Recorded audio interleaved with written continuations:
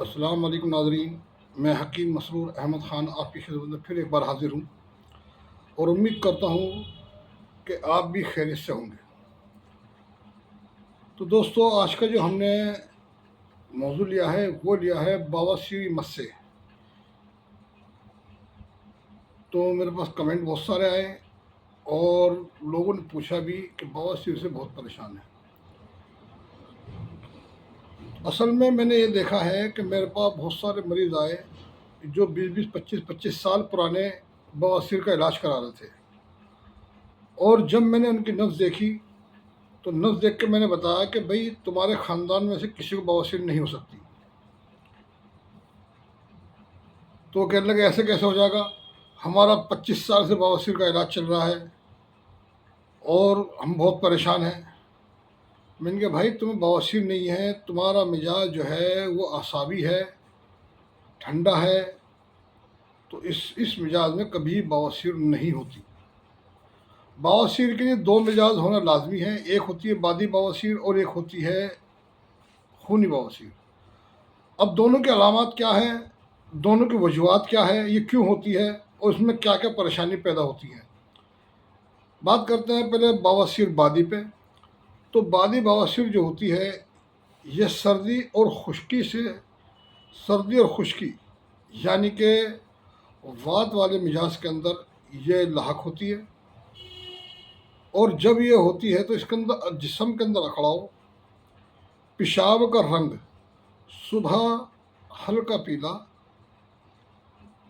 Redness والا، کہ پیلے کے اندر تھوڑا سا لال ملا دی جائے، اس طرح سے ہوگا، اور جب آدمی ناشتہ کر لے گا اس کے بعد پورے دن پیشاب سفید آئے گا، اور جب یہ تحریک بڑھ جاتی ہے تو صبح بھی ریڈنس پہ ہوتا ہے اور پورے دن بھی ریڈنس پہ ہوتا ہے پیشاب، ایسا لگتا ہے کہ اس کے اندر خون ملا ہوا ہے۔ تو یہ بادی بواسیر یعنی کہ سرد خشک مزاج کی پہچان ہے۔ اس میں زبان سفید ہوتی ہے، بدن اکڑا ہوا ہوتا ہے، اور بواسیر جو ہوتی ہے وہ ہوتی ہے جسے کہ بولتے ہیں بادی بواسیر۔ اس کے مسے باہر نہیں ہوتے، اس کے مسے اندر ہوتے ہیں۔ تو اس کی کیا علامت ہے؟ اس کی علامت یہ ہے کہ جب آدمی چلتا ہے تو وہ دونوں مسے آپس میں رگڑ کھاتے ہیں، اور رگڑ کھاتے ہیں تو وہاں سے پانی رستا ہے۔ تو یہ بادی بواسیر کی علامت ہے۔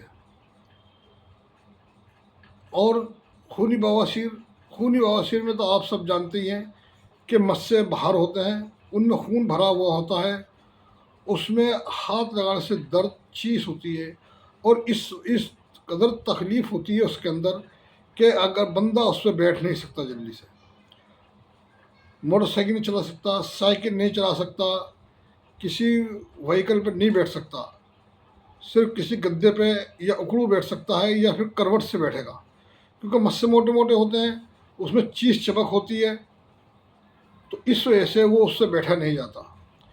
بہت سے لوگ کیا کرتے ہیں، اس کا آپریشن کرا لیتے ہیں۔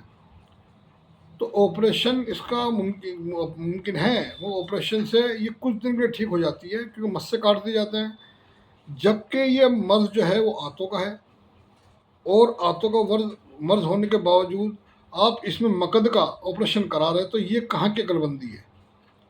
آپ 5-6 ہزار روپے لگا کے اس میں مقد کا آپریشن کرائیں، مسے کٹوا دیں، مگر وہ آنتوں کا مرض تو گیا نہیں نا، وہ تو جو قبض تھا بنا ہوا، آنتوں میں خشکی تھی، وہ برقرار ہے، پھر وہ دوبارہ ہوگی۔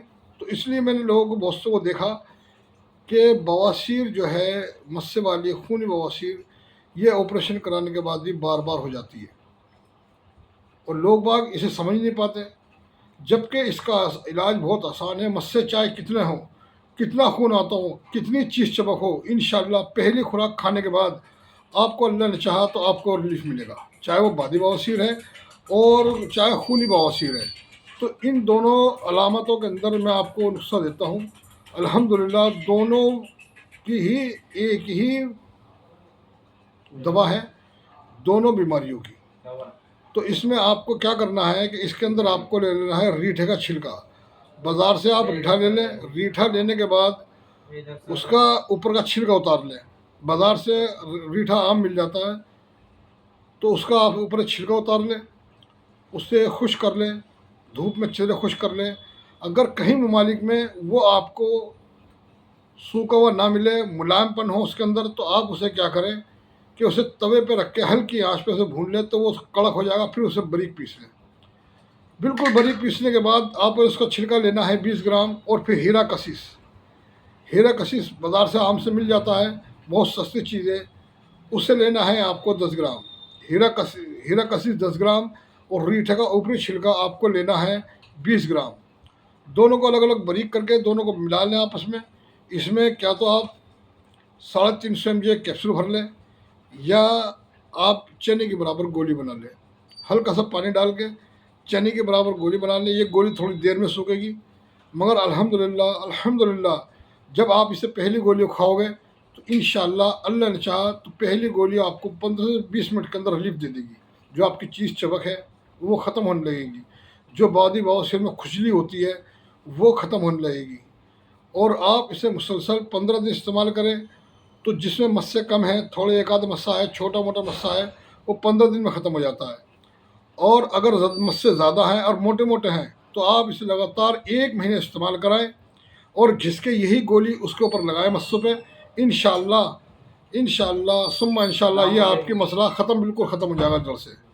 تو آپ اسے بنائیں اور اسے استعمال کریں، آپ کو فائدہ ملے تو مجھے دعا میں یاد رکھیں۔ میں آپ کا خادم حکیم مسرور احمد خان، آج سے پھر ملاقات ہوگی کسی ویڈیو میں۔ السلام علیکم ورحمۃ اللہ وبرکاتہ۔